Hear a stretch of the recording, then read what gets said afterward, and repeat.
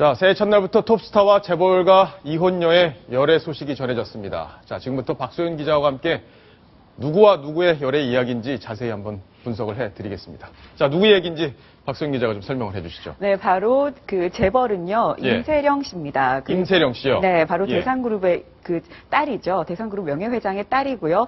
스타는 이정재 씨입니다. 아주 유명한 영화 배우죠.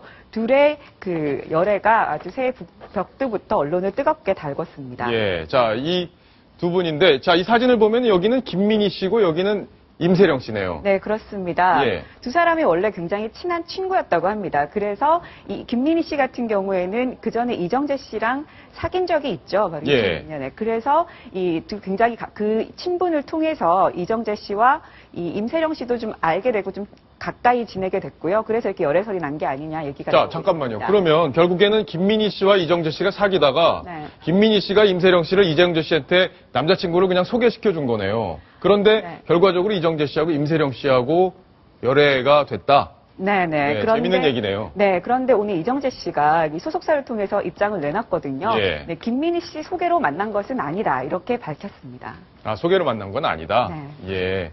어쨌든 가장 친한 친구의 남자친구가 된 거네요. 뭐 그렇다고 볼 수 있겠네요. 예. 네. 자, 이 사람들이 어떻게 그동안 사랑을 키워갔는지도 궁금한데 그 얘기도 좀 해주시죠. 네, 일단 지금 이 두 사람 보통 인연이 아닙니다. 아까 보셨던 것처럼 2006년부터 알고 있었거든요. 그러면 거의 10년 가까이 이어진 인연입니다.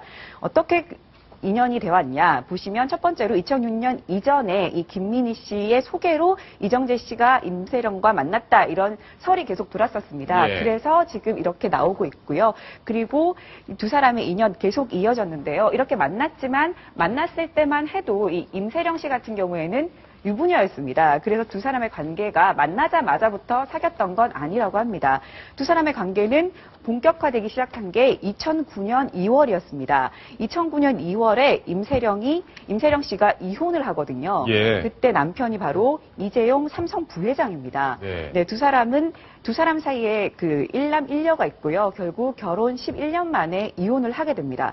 그러면서 두 사람이 굉장히 친하게 지내게 되거든요. 이때부터 관계가 굉장히 친해지면서 이정재 씨가 바로 이 대산그룹 그 임세령 씨 아버지가 명예회장으로 있는 대상그룹의 CF 모델을 하게 됩니다. 대상그룹 그때 다들 기억하시겠지만 청정원 CF 모델을 하면서 관계가 좀 더 이어지게 됩니다. 그 이후로 이정재 씨가 그 부동산 회사를 설립을 하고 이 부동산을 본격적으로 부동산 관련된 사업을 시작을 하거든요. 그러면서 좀 더 둘이 여러 가지 사업적으로도 관계가 좀 얽히게 됩니다. 그러고 그 이후에 2010년 3월에 두 사람이 같이 동반으로 필리핀 여행을 간 게 목격이 됩니다. 이때 처음 열애설이 터진 거죠? 네, 그렇습니다. 그럼 목격이 되면서 두 사람 보통 사이가 아닌 거 아니냐 이런 소문이 났었는데요. 그때 두 사람은 굉장히 적극적으로 부인을 했습니다. 아니다. 우리는 그때 부동산 사업과 관련돼 있었기 때문에 사업차 간 거다. 동반한 사람들도 많았다. 이렇게 적극적으로 아주 부인을 했습니다. 하지만 두 사람이 계속 사귀는 것 같다라는 소문이 계속 났었거든요. 그러면서 2012년에는 곧 결혼할 것이다 라는 결혼설까지 나돌았었습니다. 자, 결혼설까지 나왔고 이번에는 뭐 딱 걸렸더라고요. 카메라에 그냥 딱 잡혔던데 자, 2010년에 열애설이 터졌을 때 바로 이때죠. 동반 필리핀 여행을 다녀왔을 때인데 이정재 씨가 TV에 출연을 해서 누군가로부터 바로 이 질문을 받았습니다. 당시 뭐라고 답변했는지 직접 한번 들어보시겠습니다. 했어요. 이 인터넷이 진전이 있는 건가요? 아니 그런 거 전혀 없고요. 아, 그냥 친구로서.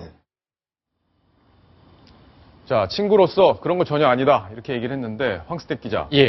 자, 그러면 이번에는 인정을 했나요? 네, 그렇습니다. 뭐 지난번 부인하는 것과 다르게 이번에는 소속사를 통해서 공식적으로 인정을 했는데요. 정확히 이제 입장을 전해드리면 최근 교제를 시작했다. 임세령 씨는 일반인이며 특히 아이들의 어머니이기 때문에 사생활이 침해되는 것만큼 막아주고 싶었다. 뭐 상당히 지금 뭐 신사다운 모습을 보였는데요.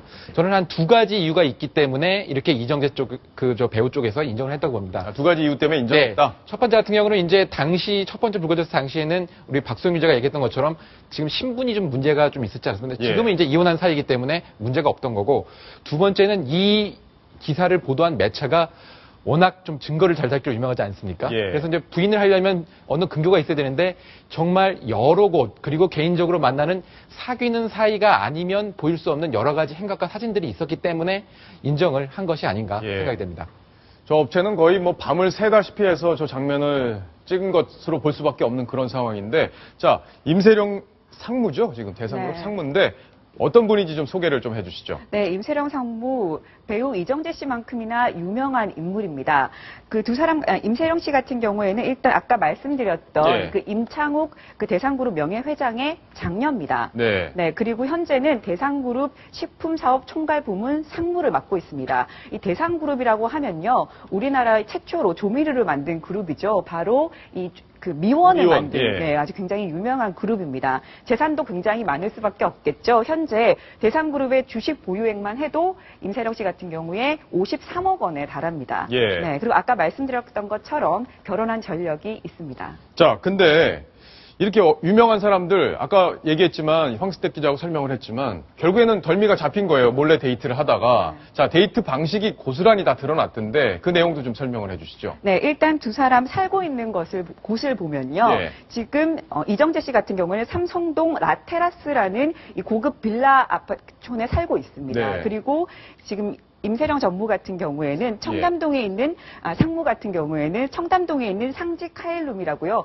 굉장히 고급 오피스텔이 모여 있는 곳에서 지금 살고 있거든요. 네. 청담동과 삼성동 굉장히 위치적으로 가깝습니다. 바로 옆에 붙어 있기 때문에요. 네. 가까워서 이동이 굉장히 편리하고요. 그리고 자, 그럼 여기 번호가 있는데, 네. 자, 임세령 상무가 요 집으로 이렇게 왔나 보네요. 네. 삼성동 이정재 씨 집으로. 네, 그렇습니다. 주로 차를 이용해서 그 이정재 씨 집으로 예. 일단 갑니다. 라테라스로 가서 그 다음날 아침에 출근을 하기 위해서 나오는 모습이 포착이 된 거죠. 아, 잠깐만요. 그러면 다음날, 여기서 밤을 같이 보낸 뒤에 다음날 여기로 출근을 했다? 네네. 예. 다음날 나와서 회사로 출근을 하는. 예. 네, 이런 식으로 데이트를 하는 게 이정재 씨가 한국에 있을 때면 한 일주일에 3번 정도 이런 패턴으로 움직였다고 합니다. 자, 결국엔 이 다음날 아침에 나오는 장면 때문에 더 이상 부인하기가 어려운 그런 상황이 되지 않았나 싶습니다. 자, 시청자 질문이 막 들어왔습니다. 같이 한번 보겠습니다. 이번엔 여상원 변호사께 질문이 왔네요.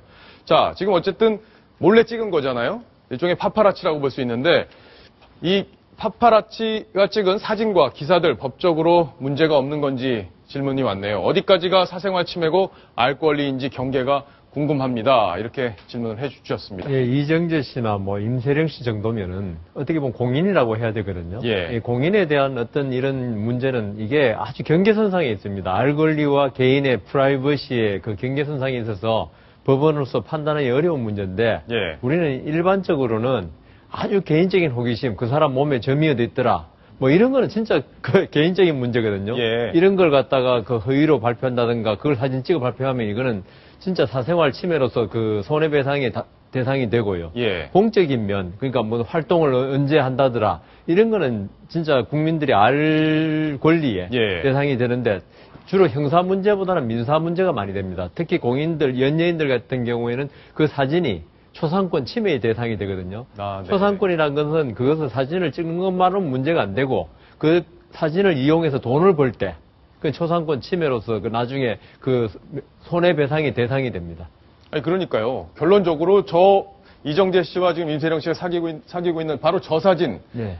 법적으로 문제가 됩니까? 안 됩니까? 저 정도는 문제가 안 되겠죠. 전혀 안 된다는 네. 거죠. 예. 네. 알겠습니다. 뭐 파파라치들이 저런 사진들을 찍기 위해서 유명인들의 집 앞에 대기하고 있는 것들 뭐 낯선 장면이 아닌데 이번에 저 언론에서 해당 언론에서 아주 큰 건을 하나 연초에 한 것 같습니다. 자, 이번 소식 여기까지 정리를 하겠습니다.